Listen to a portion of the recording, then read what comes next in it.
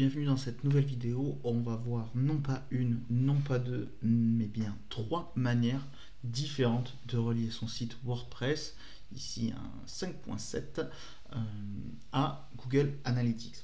Vous le savez, Google Analytics nous permet de récupérer des statistiques de notre site et analyser notre trafic.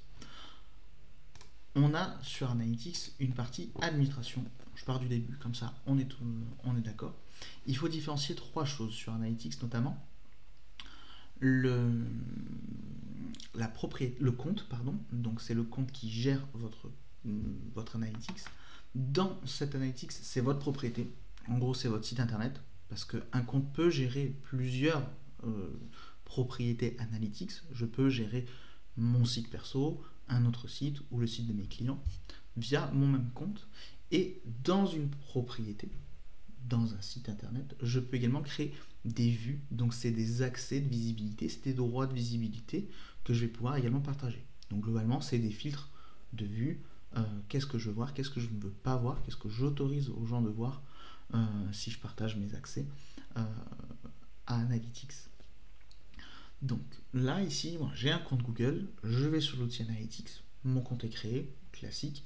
Donc maintenant, en fait, il va falloir que j'ai plusieurs manières de le faire pour relier mon site Analytics. Donc en fait, tout simplement, il faut que je crée une propriété pour mon site internet. Pour ça, je vais dans Administration, donc le petit écrou en bas à gauche. J'ai ici mon compte, ici ma propriété. Je vais par exemple créer une nouvelle propriété. Je vais lui donner un nom. Je la paramètre également. Ici, donc je mets France. Ok, et nous, on est en euros.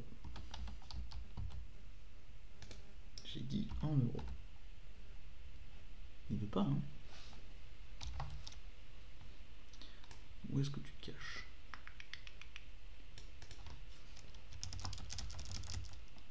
France Suisse, euros. En plus, il y était. Suivant. Il me demande des informations sur ma structure, un secteur, on s'en fiche un petit peu. À vous ferez attention de le compléter. Ici, c'est juste pour le test. Je veux mesurer l'engagement de mes clients sur mon site. Je continue. Ma propriété est créée. Maintenant, il va falloir forcément que je la paramètre. Donc, ma propriété, je peux le faire pour une application iOS ou Android ou mon site web. Ici, site web. Je vais mettre l'adresse de mon site internet, donc l'URL principale, celle de ma page d'accueil en somme, et mon nom de flux. Donc le flux, c'est les datas qui vont arriver sur cette propriété. Ici, flux test.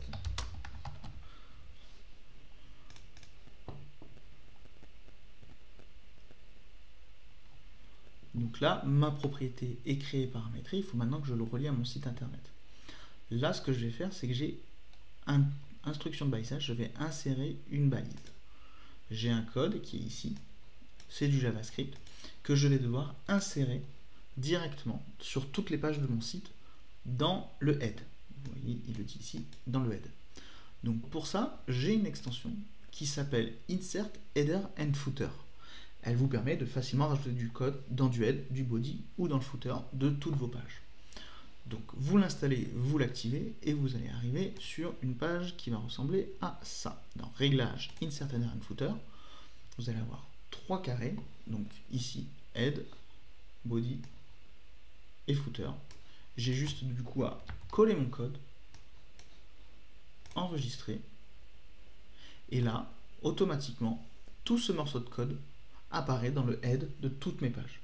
Et demain, quand je vais créer une page, le module va automatiquement insérer ce code dans la page que je crée. Donc comme ça, il n'y a pas besoin de réajuster, de remettre le code dès que vous faites des modifications sur votre site.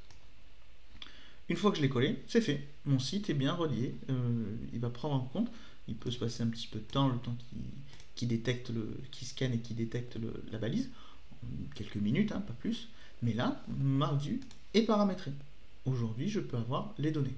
Bien entendu, là, il va m'en donner aucune parce qu'il n'y a pas d'historique de données. Forcément, du moment où vous installez Analytics, il ne récupère pas les anciennes données, il prendra les nouvelles, donc il va en créer des nouvelles. Mais là, de mon côté, c'est paramétré. Une autre façon encore, avec le module GA Google Analytics. On verra SiteKit après, mais vous avez Google Analytics ici, par Jeff Star, que je vous recommande, qui est très bien, qui vous permet de le faire assez facilement. Il y en a plein d'autres qui prennent sur le même principe. Là, dans notre cas, même principe, je crée une propriété, je la paramètre. Dans notre cas, je vais prendre la même, mais dans l'idée, vous créez bien votre propriété. Et là, vous avez un identifiant. On va regarder ça plus en détail. Si je retourne ici dans ma propriété test, je vais faire précédent, hop, paramètre de la propriété. Ici, j'ai un identifiant de propriété. Je vais le copier, tout simplement.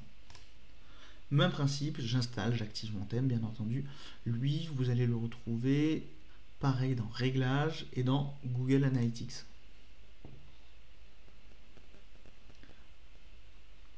Ici, j'ai juste à aller dans Plugin Setting, copier-coller l'identifiant de ma propriété, GA Tracking ID, ça correspond à l'idée de la propriété. Là-dessus, c'est du paramétrage laissé par défaut, ça ira très bien. Je sauvegarde, et du moment que ça sera enregistré, c'est une autre manière. Donc ne faites pas les trois, ça ne sert à rien, juste choisissez celle qui vous convient le mieux pour relier votre site internet, mais vous voyez que c'est assez facile. Soit par Insert Header and Footer, soit par GA Google Analytics. Et une dernière manière, qui est un peu plus longue mais plus simple, c'est SiteKit de Google, le module de Google que vous allez retrouver sur le catalogue Chrome. Je vous laisserai le chercher et le retrouver. C'est le gros logo de Google, vous ne pouvez pas vous tromper dessus.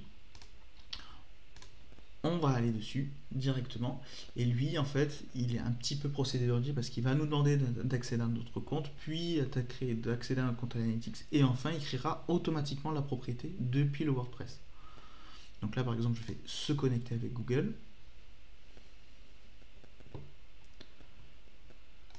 j'accepte à chaque fois, donc bien là il va me choisir le compte que je vais utiliser, il va me demander d'autoriser, donc ça vous allez le faire 2-3 fois, c'est pour ça que je vous disais c'est très simple mais plus long. En fait là vous n'avez pas de manipulation particulière, c'est lui qui va tout faire en fait à notre place. Là on l'autorise à accéder du coup à nos datas, super, accéder à mon tableau de bord, donc là il a même relié automatiquement le site à la Search Console. Même principe, la Search Console, on l'a vu dans une autre vidéo, vous pouvez le faire avec Insert Header and Footer également, vous pouvez aussi le faire avec SiteKit. Et là en fait Google Analytics, alors ici dans mon cas il est déjà paramétré, mais j'aurais juste à pareil, même principe, cliquer sur se connecter, ici connecter le service, à accepter les paramètres, il va me demander de créer une vue, on lui donne un nom, je valide et c'est fait. Donc très simple. Voilà pour relier son site au WordPress. Comme on l'a vu, c'est très rapide.